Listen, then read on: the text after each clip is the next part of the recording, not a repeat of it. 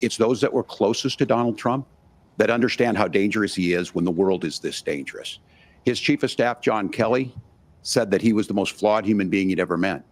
And both of his secretaries of defense and his national security advisors said he should be nowhere near the White House. Now, the person closest to them, Donald Trump, said he's unfit for the highest office. That was Senator Vance. What we've seen out of Vice President Harris is we've seen steady leadership. We've seen a calmness that is able to draw on the coalitions to bring them together, understanding that our allies matter. When our allies see Donald Trump turn towards Vladimir Putin, turn towards North Korea, when we start to see that type of fickleness around holding the coalitions together, we will stay committed. And as the vice president said today we will protect our forces and our allied forces, and there will be consequences. Governor, your time is up. Senator Vance, the same question. Would you support or oppose a preemptive strike by Israel on Iran? You have 2 minutes. So, Margaret, I want to answer the question. First of all, thanks, Governor. Thanks to CBS for hosting the debate. And thanks, most importantly, to the American people who are watching this evening and caring enough about this country to pay attention to this vice presidential debate. I want to answer the question, but I want to actually give an introduction to myself a little bit because I recognize a lot of Americans don't know who either one of us are. I was raised in a working class family. My mother required food assistance for periods of her life. My grandmother required Social Security help to raise me. And she raised me in part because my own mother struggled with addiction for a big chunk of my early life. I went to college on the GI Bill after I enlisted in the Marine Corps and served in Iraq. And so I stand here asking to be your vice president with extraordinary gratitude for this country, for the American dream that made it possible for me to live my dreams. And most importantly, I know that a lot of you are worried about the chaos in the world and the feeling that the American dream is unattainable. I want to try to convince you tonight over the next 90 minutes that if we get better leadership in the White House, if we get Donald Trump back in the White House, the American dream is going to be attainable once again. Now, to answer this particular question, we have to remember that as much as Governor Walz just accused Donald Trump of being an agent of chaos, Donald Trump actually delivered stability in the world, and he did it by establishing effective deterrence. People were afraid of stepping out of line. Iran, which launched this attack, has received over $100 billion in unfrozen assets thanks to the Kamala Harris administration. What do they use that money for? They use it to buy weapons that they're now launching against our allies, and God forbid, potentially launching against the United States as well. Donald Trump recognized that for people to fear the United States, you needed peace through strength. They needed to recognize that if they got out of line, the United States global leadership would put stability and peace back in the world. Now, you asked about a preemptive strike, Margaret, and I want to answer the question. Look, it is up to Israel what they think they need to do to keep their country safe, and we should support our allies wherever they are when they're fighting the bad guys. I think that's the right approach to take with the Israel question. Thank you, Senator. Governor Walz, do you care to respond to any of the allegations? Well, look, Donald Trump was in office. We'll sometimes hear a revisionist history, but when Donald Trump was in office, it was Donald Trump who we had a coalition of nations that had boxed Iran's nuclear program in, the inability to advance it. Donald Trump pulled that program and put nothing else in its place. So Iran is closer to a nuclear weapon than they were before because of Donald Trump's fickle leadership. And when Iran shot down an American aircraft in international airspace, Donald Trump tweeted, because that's the standard diplomacy of Donald Trump. And when Iranian missiles did fall near U.S. troops and they received traumatic brain injuries, Donald Trump wrote it off as headaches. Look, our allies understand that Donald Trump is fickle. He will go to whoever has the most flattery or where it makes sense to him. Steady leadership like you witnessed today, like you witnessed in April. Both Iranian attacks were repelled. Our coalition is strong, and we need the steady leadership that Kamala Harris is providing. Senator Vance, the U.S. did have a diplomatic deal with Iran to temporarily pause parts of its nuclear program, and President Trump did exit that deal. He recently said, just 5 days ago, the U.S. must now make a diplomatic deal with Iran because the consequences are impossible. Did he make a mistake? You have 1 minute. Well, first of all, Margaret, diplomacy is not a dirty word, but I think that's something that Governor Walz just said is quite extraordinary. You yourself just said Iran is as close to a nuclear weapon today as they have ever been. And Governor Walz, you blamed Donald Trump who has been the vice president for the last 3.5 years? And the answer is your running mate, not mine. Donald Trump consistently made the world more secure. Now, we talk about what the sequence of events that led us to where we are right now, and you can't ignore October the 7th, which I appreciate Governor Walz bringing up. But when did Iran and Hamas and their proxies attack Israel? It was during the administration of Kamala Harris. So Governor Walz can criticize Donald Trump's tweets, but effective, smart diplomacy and peace through strength is how you bring stability back to a very broken world. Donald Trump has already done it once before. Ask yourself at home, when was the last time, I'm 40 years old, when was the last time that an American president didn't have a major conflict break out? The only answer is during the 4 years that Donald Trump was president. Gentlemen, we have a lot to get to. Nora? Margaret, thank you. Let's turn now to Hurricane Helene. The storm could become one of the deadliest on record. More than 160 people are dead and hundreds more are missing. Scientists say climate change makes these hurricanes larger, stronger, and more deadly because of the historic rainfall. Senator Vance, according to CBS News polling, 7 in 10 Americans and more than 60% of Republicans under the age of 45 favor the U.S. taking steps to try and reduce climate change.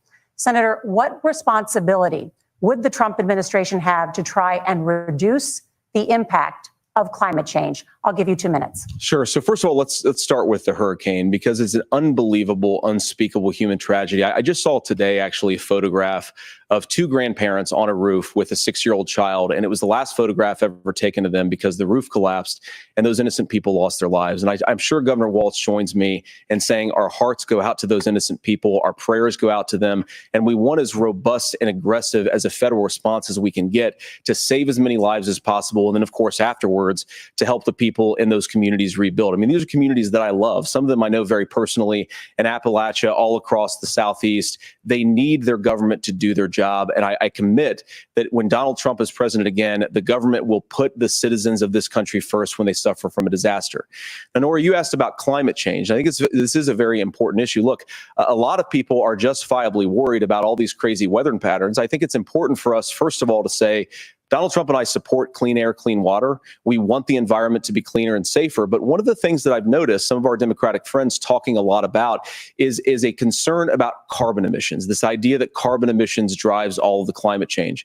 Well, let's just say that's true, just for the sake of argument, so we're not arguing about weird science. Let's just say that's true. Well, if you believe that, what would you want to do? The answer is that you'd want to reshore as much American manufacturing as possible, and you'd want to produce as much energy as possible in the United States of America, because we're the cleanest economy in the entire world. What have Kamala Harris's policies actually led to? More energy production in China, more manufacturing overseas, more doing business in some of the dirtiest parts of the entire world. And when I say that, I mean the amount of carbon emissions they're doing per unit of economic output. So if we actually care about getting cleaner air and cleaner water, the best thing to do is to double down and invest in American workers and the American people. And unfortunately, Kamala Harris has done exactly the opposite. Governor Walz, you have 2 minutes to respond. Well, we got close to an agreement because all those things are happening. Look, first of all, it is a horrific tragedy with this hurricane. And my heart goes out to the folks that are down there in contact with the governors. I serve as co-chair of the Council of Governors as we work together on these emergency managements. Governors know no partisanship. They work together. So all of the governors and the emergency responders are on the ground. Those happen on the front end. The federal government comes in, makes sure they're there that we recover. But we're still in that phase where we need to make sure that they're staying there, staying focused. Now, look, coming back to the climate change issue, there's no doubt this thing roared onto the scene faster and stronger than anything we've seen. Senator Vance has said that there's a climate problem in the past. Donald Trump called it a hoax and then joked that these things would make more beachfront property to be able to invest in. What we've seen out of the Harris administration now, the Biden-Harris administration, is we've seen this investment. We've seen massive investments, the biggest in global history that we've seen in the Inflation Reduction Act, has created jobs all across the country. 2,000 in Jeffersonville, Ohio, taking the EV technology that we invented and making it here. 200,000 jobs across the country. The largest solar manufacturing plant in North America sits in Minnesota. But my farmers know climate change is real. They've seen 500-year droughts, 500-year floods back to back. But what they're doing is adapting, and this has allowed them to tell me, look, I harvest corn, I harvest soybean, and I harvest wind. We are producing more natural gas and more oil at any time than we ever have. We're also producing more clean energy. So the solution for us is to continue to move forward, that climate change is real. Reducing our impact is absolutely critical, but this is not a false choice. You can do that at the same time you're creating the jobs that we're seeing all across the country. That's exactly what this administration has done. We are seeing us becoming an energy superpower for the future, not just the current. And that's what absolutely makes sense. And then we start thinking about how do we mitigate these disasters.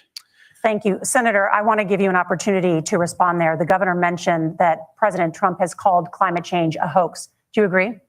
Well, look, what the president has said is that if the Democrats, in particular Kamala Harris and her leadership, if they really believe that climate change is serious, what they would be doing is more manufacturing and more energy production in the United States of America, and that's not what they're doing. So clearly, Kamala Harris herself doesn't believe her own rhetoric on this. If she did, she would actually agree with Donald Trump's energy policies. Now, something Governor Walz said I think is important to touch upon, because when we talk about clean energy, I think that's a slogan that often the Democrats will use here. And I'm talking, of course, about the Democratic leadership. And the real issue is that if you're spending hundreds of millions or even billions of dollars of American taxpayer money on solar panels that are made in China, number one, you're going to make the economy dirtier. We should be making more of those solar panels here in the United States of America. Some of them are, Tim, but a lot of them are being made overseas in China, especially the components that go into those solar panels. So if you really want to make the environment cleaner, you've got to invest in more energy production. We haven't built a nuclear facility, I think, one in the past 40 years. Senator. Natural gas, we got to invest more in it.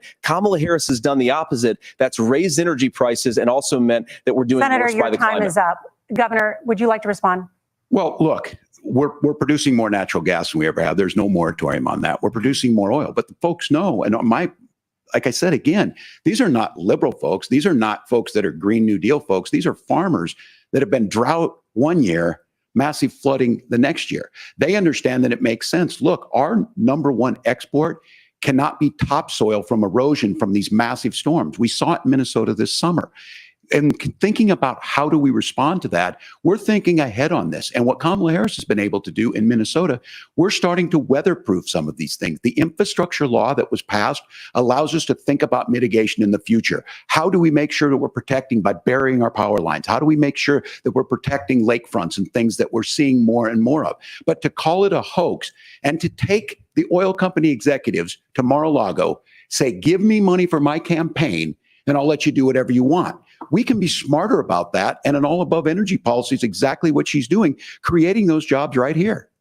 Governor, your time is up. The overwhelming consensus among scientists is that the Earth's climate is warming at an unprecedented rate. Margaret. Thank you, Nora. We're going to turn now to immigration. The crisis at the U.S.-Mexico border consistently ranks as one of the top issues for American voters. Senator Vance, your campaign is pledging to carry out the largest mass deportation plan in American history and to use the U.S. military to do so. Could you be more specific about exactly how this will work? For example, would you deport parents who have entered the U.S. illegally and separate them from any of their children who were born on U.S. soil? You have 2 minutes. So first of all, Margaret, before we talk about deportations, we have to stop the bleeding. We have a historic immigration crisis because Kamala Harris started and said that she wanted to undo all of Donald Trump's border policies. 94 executive orders suspending deportations, decriminalizing illegal aliens, massively increasing the asylum fraud that exists in our system. That has opened the floodgates. And what it's meant is that a lot of fentanyl is coming into our country. I had a mother who struggled with opioid addiction and has gotten clean. I don't want people who are struggling with addiction to be deprived of their second chance because Kamala Harris let in fentanyl into our communities at record levels. So you've got to stop the bleeding. You've got to re-implement Donald Trump's border policies, build the wall, re-implement deportations. And that gets me to your point, Margaret, about what do we actually do? So we've got 25 million illegal aliens who are here in the country. What do we do with them? I think the first thing that we do is we start with the criminal migrants. About 1 million of those people have committed some form of crime in addition to crossing the border illegally. I think you start with deportations on those folks. And then I think you make it harder for illegal aliens to undercut the wages of American workers. A lot of people will go home if they can't work for less than minimum wage in our own country. And by the way, that'll be really good for our workers who just want to earn a fair wage for doing a good day's work. And the final point, Margaret, is you ask about family separation. Right now in this country, Margaret, we have 320,000 children that the Department of Homeland Security has effectively lost. Some of them have been sex trafficked. Some of them hopefully are at homes with their families, used as drug trafficking mules. The real family separation policy in this country is unfortunately Kamala Harris's wide open southern border. And I'd ask my fellow Americans to remember when she came into office, she said she was going to do this. Real leadership would be saying, you know what, I screwed up. We're going to go back to Donald Trump's border policies. I wish that she would do that. It would be good for all of us. Governor, do you care to respond to any of those specific allegations, including that the vice president is, quote, letting in fentanyl and using kids as drug mules, among other things regarding children? The drug mule is not true, but I will say about this, about the fentanyl, because this is a crisis of this, the opioid crisis. And the good news on this is the last 12 months saw the largest decrease in opioid deaths in our nation's history, 30% decrease in Ohio, but there's still more work to do. But let's go back to this on immigration. Kamala Harris was the attorney general of the largest state and a border state in California. She's the only person in this race who prosecuted transnational gangs for human trafficking and drug interventions. But look, we all want to solve this. Most of us want to solve this, and that is the United States Congress. That's the Border Patrol agents. That's the Chamber of Commerce. That's most Americans out here. That's why we had the fairest and the toughest bill on immigration that this nation's seen. It was crafted by a conservative senator from Oklahoma, James Lankford. I know him. He's super conservative, but he's a man of principle, wants to get it done. Democrats and Republicans worked on this piece of legislation. The Border Patrol said, this is what we need in here. These are the experts. And the Chamber of Commerce and the Wall Street Journal said, pass this thing. Kamala Harris helped get there. 1,500 new border agents, detection for drugs, DOJ money to speed up these the adjudications on this, just what America wants. But as soon as I was getting ready to pass and actually tackle this, Donald Trump said no, told them to vote against it because it gives him a campaign issue.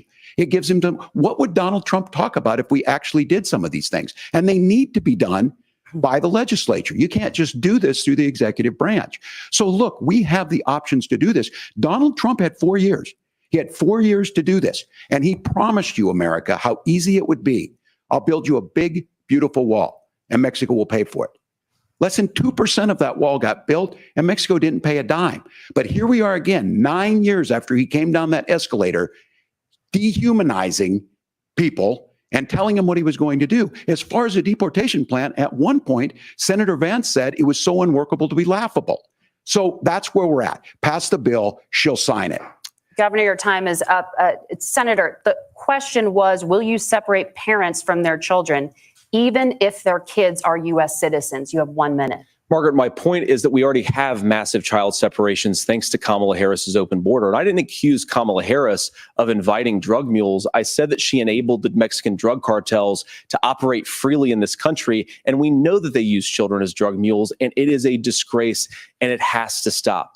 Look, I think what Tim said just doesn't pass the smell test. For 3 years, Kamala Harris went out bragging that she was going to undo Donald Trump's border policy. She did exactly that. We had a record number of illegal crossings. We had a record number of fentanyl coming into our country. And now that she's running for president, or a few months before, she says that somehow she got religion and cared a lot about a piece of legislation. The only thing that she did when she became the vice president, when she became the appointed border czar, was to undo 94 Donald Trump executive actions that opened the border. This problem is leading to massive problems in the United States of America. Parents who can't afford health care, schools that are overwhelmed. It's got to stop, and it will when Donald Trump is president again. Senator, your time is up. Governor, what about our CBS News polling, which does show that a majority of Americans, more than 50%, support mass deportations? Look, we fix this issue with a bill that is necessary. But the issue on this is what happens when you don't want to solve it. You demonize it.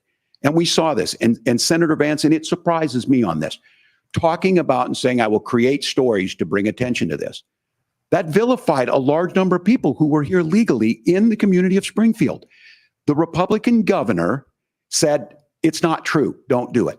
There's consequences for this. There's consequences. We could come together. Senator Langford did it. We could come together and solve this if we didn't let Donald Trump continue to make it an issue. And the consequences in Springfield were the governor had to send state law enforcement to escort kindergartners to school. I believe Senator Vance wants to solve this, but by standing with Donald Trump and not working together to find a solution, it becomes a talking point. And when it becomes a talking point like this, we dehumanize and villainize other human beings. Tim, Governor, your time is up. Senator, I'll give you 1 minute, but let me just ask you the question first. The governor has made the point, and I think as a sitting lawmaker, you know that Congress controls the purse strings and any funding. So you have said repeatedly that Donald Trump would, through executive action, solve this. Do you disagree that Congress controls the purse strings and would need to support many of the changes that you would actually want to implement? You have 1 minute. Look, Margaret, first of all, the gross majority of what we need to do at the southern border is just empowering law enforcement to do their job. I've been to the southern border more than our borders are. Kamala Harris has been. And it's actually heartbreaking because the Border Patrol agents, they just want to be empowered to do their job. Of course, additional resources would help, but most of this is about the president and the vice president empowering our law enforcement to say, if you try to come across the border illegally, you've got to stay in Mexico, you've got to go back through proper channels. Now, Governor Walz brought up the community of Springfield, and he's very worried about the things that I've said in Springfield. Look, in Springfield, Ohio, and in communities all across this country, you've got schools that are overwhelmed. You've got hospitals that are overwhelmed. You have got housing that is totally unaffordable because we brought in millions of illegal immigrants to compete with Americans for scarce homes. The people that I'm most worried about in Springfield, Ohio, are the American citizens who have had their lives destroyed by Kamala Harris's open border. It is a disgrace, Tim. And I actually think, I agree with you. I think you want to solve this problem, but I don't think that Kamala Harris does. Senator, your time is up. Governor, you have 1 minute to respond. Yeah, well, it is law enforcement that asked for the bill. They helped craft it. They're the ones that supported it. That's because they know we need to do this. Look, this issue of continuing to bring this up, of not dealing with it, of blaming migrants for everything. On housing, we could talk a little bit about Wall Street speculators buying up housing and making them less affordable, but it becomes a blame. Look, this bill also gives the money necessary to adjudicate. I agree. It should not take 7 years for an asylum claim to be done. This bill gets it done in 90 days. Then you start to make a difference in this and you start to adhere to what we know, American principles. I don't talk about my faith a lot, but Matthew 25:40 talks about, to the least amongst us, you do unto me. I think that's true of most Americans. They simply want order to it. This bill does it. It's funded. It's supported by the people who do it. And it lets us keep our dignity about how we treat other people. Thank you, Governor. And just to clarify for our viewers, Springfield, Ohio does have a large number of Haitian migrants who have legal status, temporary protected status. Well, Margaret, but thank you, Senator. We have so much to get to. Margaret, I think it's important because we're going to turn now to the economy. Thank Margaret, you. The rules were that you guys weren't going to fact check, and since you're fact checking me, I think it's important to say what's actually going on. So there's an application called the Pt1 app, where you can go on as an illegal migrant, apply for asylum or apply for parole, and be granted legal status at the wave of a Kamala Harris open border wand. That is not a person coming in, applying for a green card and waiting for 10 years. That is the facilitation of illegal immigration, Margaret, by our own leadership. Thank you, Senator, for describing the legal process. We have so much to get to, Senator. Those laws have been on the books since 1990. Thank you, gentlemen.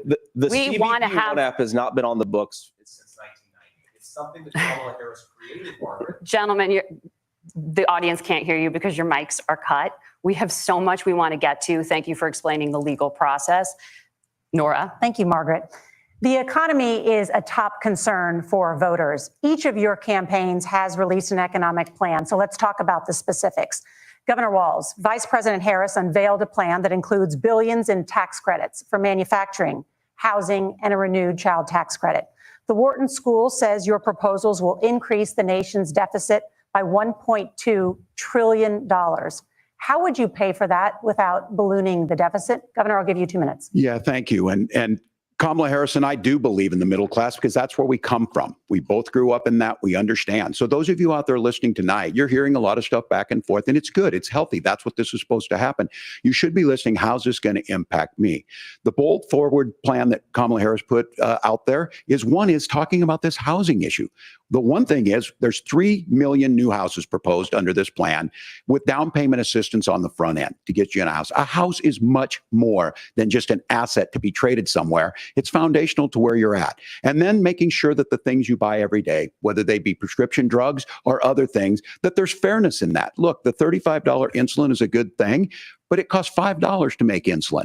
They were charging $800 before this law went into effect. As far as the housing goes, I've seen it in Minnesota. 12% more houses in Minneapolis, prices went down on rent 4%. It's working. And then making sure tax cuts go to the middle class. $6,000 child tax credit, we have one in Minnesota, reduces childhood poverty by 1/3. We save money in the long run, and we do the right thing for families. And then getting businesses off the ground. The law as it stands right now is $5,000 tax credit for small business, increasing that to $50,000. Now, this is a philosophical difference between us. Donald Trump made a promise, and I'll give you this. He kept it.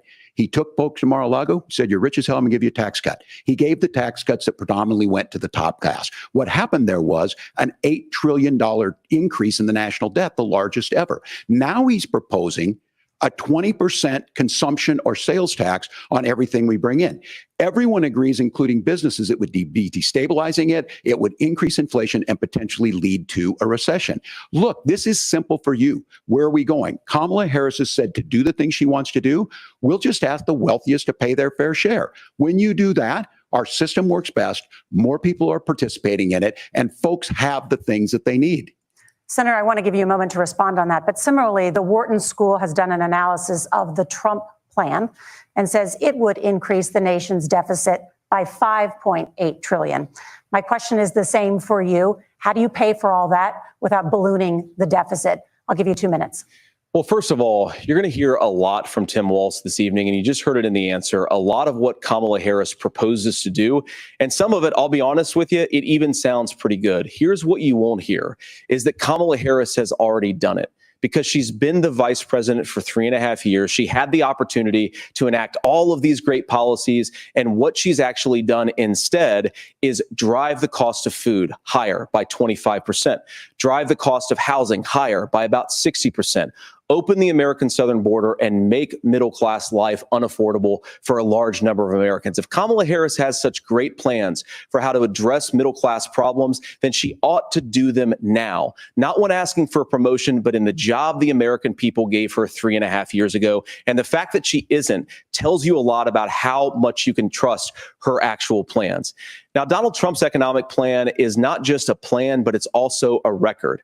A lot of those same economists attack Donald Trump's plans, and they have PhDs, but they don't have common sense and they don't have wisdom, because Donald Trump's economic policies delivered the highest take-home pay in a generation in this country, 1.5% inflation, and to boot, peace and security all over the world. So when people say that Donald Trump's economic plan doesn't make sense, I say, look at the record. He delivered rising take-home pay for American workers.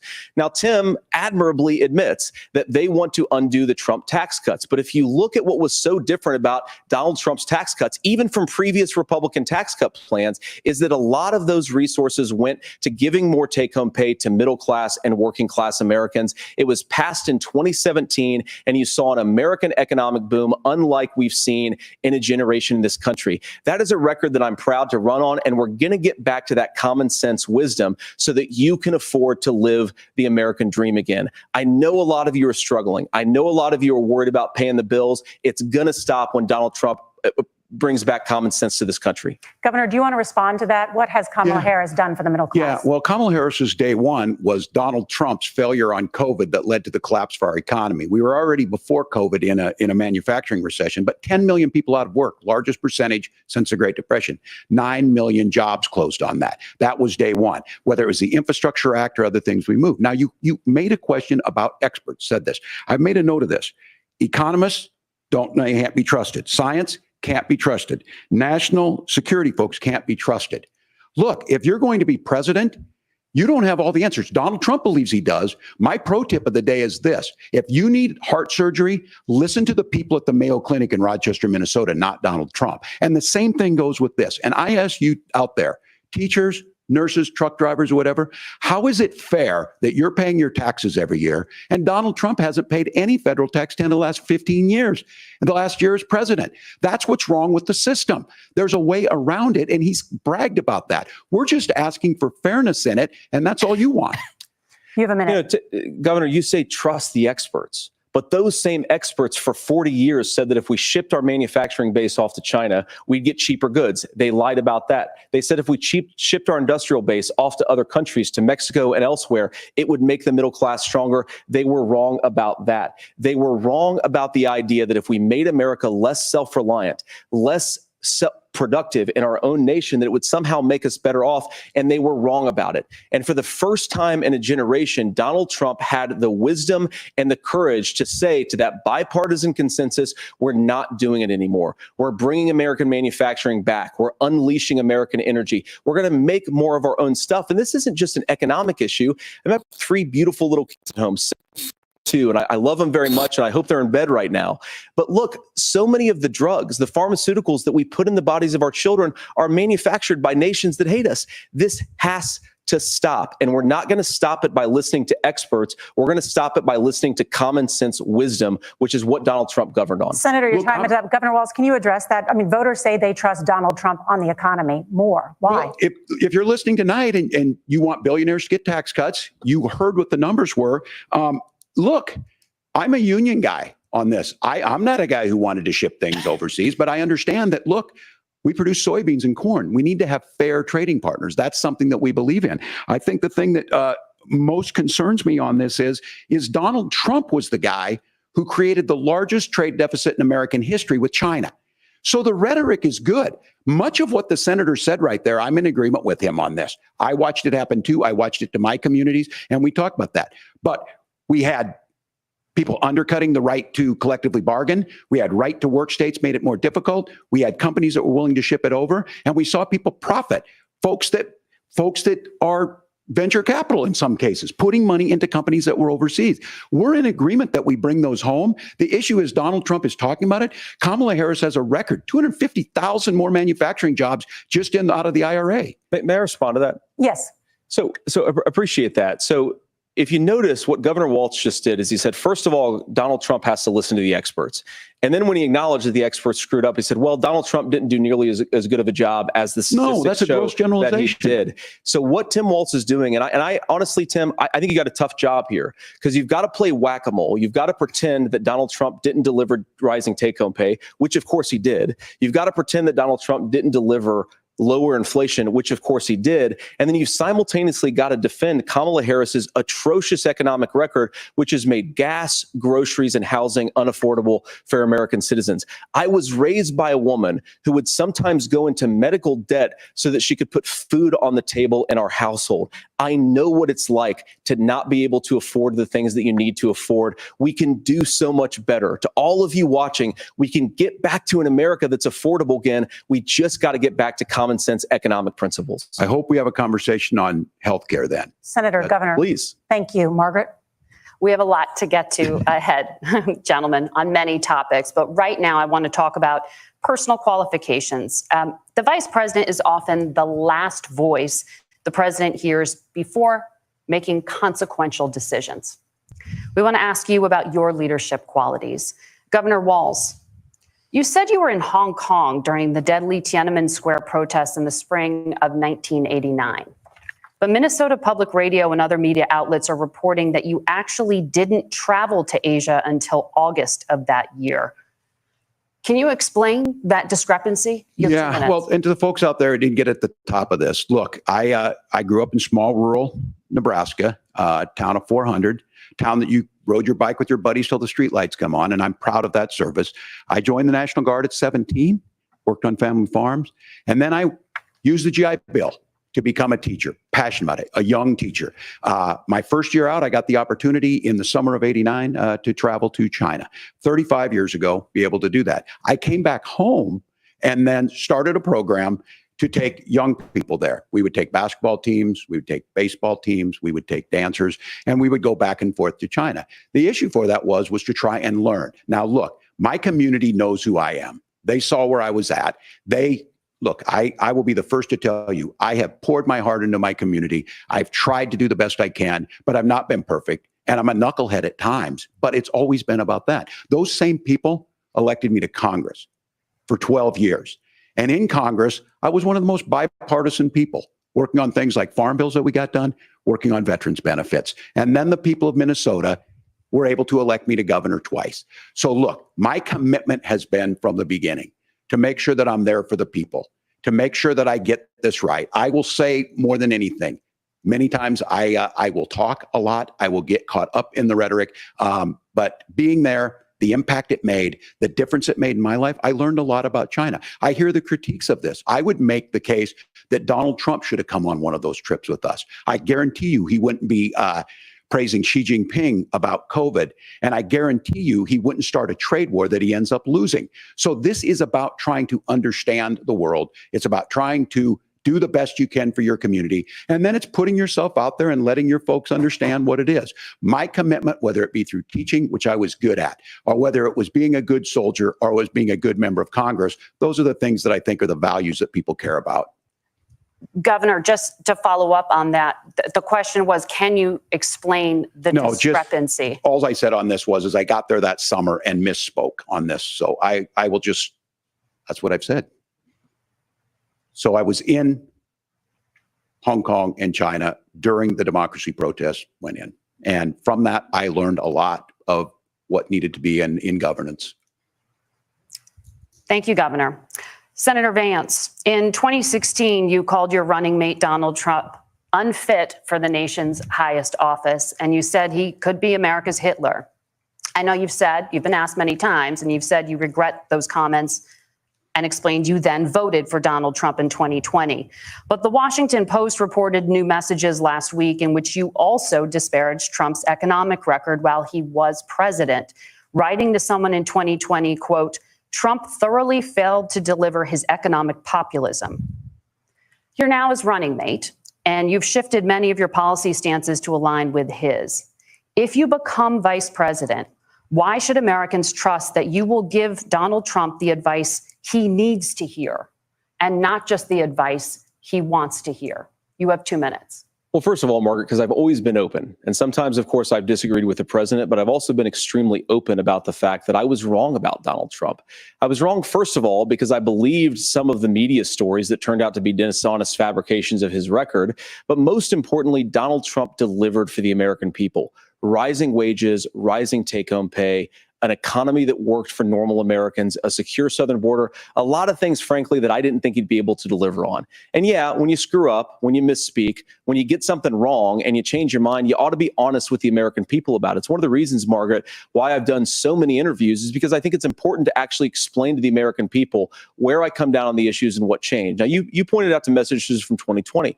Margaret, I've been extremely consistent that I think there were a lot of things that we could have done better in the Trump administration the first round if Congress was doing its job. I strongly believe, and I've been a United States senator, that Congress is not just a high-class debating society. It's not just a forum for senators and congressmen to whine about problems. It's a forum to govern. So there were a lot of things on the border, on tariffs, for example, where I think that we could have done so much more if the Republican Congress and the Democrats in Congress had been a little bit better about how they govern the country. They were so obsessed with impeaching Donald Trump, they couldn't actually govern. And I want to talk about this tariff issue in particular, Margaret, because Tim just accused this of being a national sales tax. Look, the one thing, and you're probably surprised to hear me praising Joe Biden, but the one thing that Joe Biden did is he continued some of the Trump tariffs that protected American manufacturing jobs. And it's the one issue, the most pro-worker part of the Biden administration, it's the one issue where Kamala Harris has run away from Joe Biden's record. Think about this. If you're trying to employ slave laborers in China at $3 a day, you're going to do that and undercut the wages of American workers unless our country stands up for itself and says you're not accessing our markets unless you're paying middle-class Americans a fair wage. Senator, your time is up. Nora? Thank you. Now to the issue of reproductive rights. Governor Walz, after Roe versus Wade was overturned, you signed a bill into law that made Minnesota one of the least restrictive states in the nation when it comes to abortion. Former President Trump said in the last debate that you believe abortion, quote, in the 9th month is absolutely fine. Yes or no? Is that what you support? I'll give you 2 minutes. That's not what the bill says, but look, this issue is what's on everyone's mind. Donald Trump put this all into motion. He brags about how great it was that he put the judges in and overturned Roe versus Wade, 52 years of personal autonomy. And then he tells us, oh, we send it to the states. It's a beautiful thing. Amanda Zaworski would disagree with you on it's a beautiful thing. A young bride in Texas waiting for their child at 18 weeks. She has a complication, a tear in the membrane. She needs to go in. The medical care at that point needs to be decided by the doctor. And that would have been an abortion. But in Texas, that would have put them in legal jeopardy. She went home, got sepsis, nearly dies, and now she may have difficulty having children. Or in Kentucky, Hadley Duvall, a 12-year-old child raped and impregnated by her stepfather. Those are horrific. Now, when God asked about that, Senator Vance said, 2 wrongs don't make a right. There is no right in this. So in Minnesota, what we did was restore Roe versus Wade. We made sure that we put women in charge of their health care. But look, this is not where, if you don't know Amanda or a Hadley, you soon will. Their Project 2025 is going to have a registry of pregnancies. It's going to make it more difficult, if not impossible, to get contraception and limit access, if not eliminate access to infertility treatments. For so many of you out there listening, me included, infertility treatments are why I have a child. That's nobody else's business. But those things are being proposed. And the catch-all on this is, well, the states will decide what's right for Texas might not be right for Washington. That's not how this works. This is basic human right. We have seen maternal mortality skyrocket in Texas, outpacing many other countries in the world. This is about healthcare. In Minnesota, we are ranked first in healthcare for a reason. We trust women. We trust doctors. Senator, do you want to respond to the governor's claim? Will you create a federal pregnancy monitoring agency? No, Nora, certainly we won't. And I want to talk about this issue because I know a lot of Americans care about it, and I know a lot of Americans don't agree with everything that I've ever said on this topic. And, you know, I grew up in a working class family in a neighborhood where I knew a lot of young women who had unplanned pregnancies and decided to terminate those pregnancies because they feel like they didn't have any other options. And, you know, one of them is actually very dear to me. And I know she's watching tonight, and I love you. And she told me something a couple years ago that she felt like if she hadn't had that abortion, that it would have destroyed her life because she was in an abusive relationship.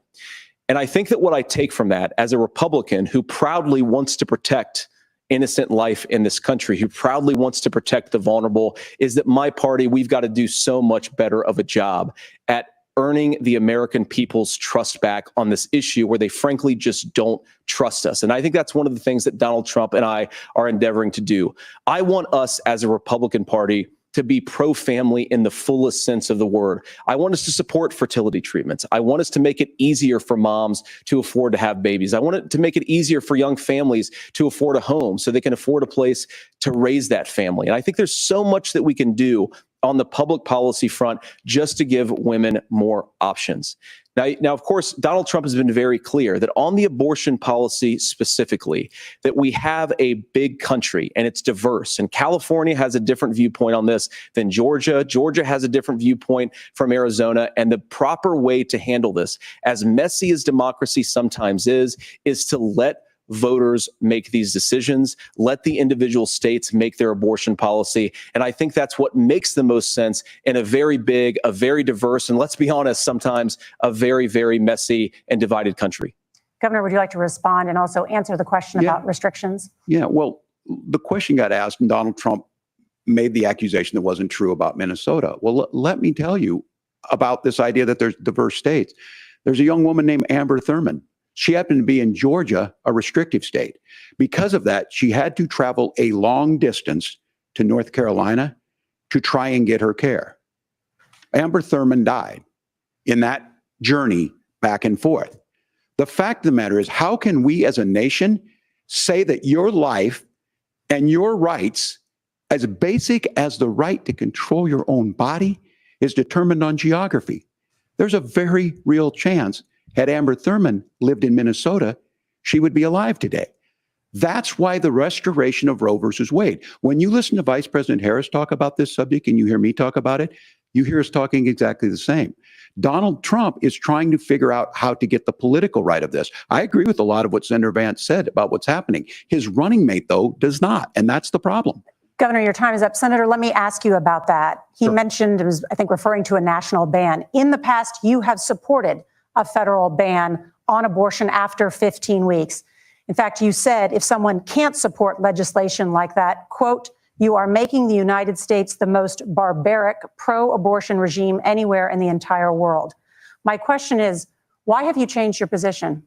Well, Nora, first of all, I never supported a national ban. I did when I was running for Senate in 2022 talk about setting some minimum national standard. For example, we have a partial birth abortion ban in place in this country at the federal level. I don't think anybody's trying to get rid of that, or at least I hope not, though I know that Democrats have taken a very radical pro-abortion stance. But Nora, one of the things that changed is in the state of Ohio, we had a referendum in 2023, and the people of Ohio voted overwhelmingly, by the way, against my position. And I think that what I learned from that, Nora, is that we've got to do a better job at winning back people's trust. So many young women would love to have families. So many young women also see an unplanned pregnancy as something that's going to destroy their livelihood, destroy their education, destroy their relationships. And we have got to earn people's trust back. And that's why Donald Trump and I are committed to pursuing pro-family policies, making childcare more accessible, making fertility treatments more accessible, because we've got to do a better job at that. And that's what real leadership is. Governor, your response. I'm going to respond on the pro-abortion piece of that. No, we're not. We're pro-women, pro-freedom to make your own choice. We know what the implications are to not be that. Women having miscarriages, women not getting the care, physicians feeling like they may be prosecuted for providing that care. And as far as making sure that we're educating our children and giving them options, Minnesota's a state with one of the lowest teen pregnancy rates. We understand that too. We know that the options need to be available, and we make that true. We also make it, we're a top 3 state for the best place to raise children. But these two things, to try and say that we're pro-children, but we don't like this, or you guys are pro-abortion, that's not the case at all.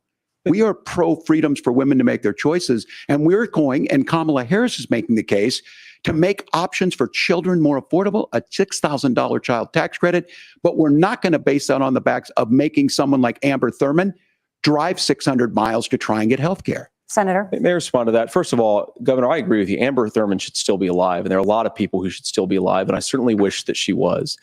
And maybe you're free to disagree with me on this and explain this to me, but as I read the Minnesota law that you signed into law, the statute that you signed into law, it says that a doctor who presides over an abortion where the baby survives, the doctor is under no obligation to provide life-saving care to a baby who survives a botched late-term abortion.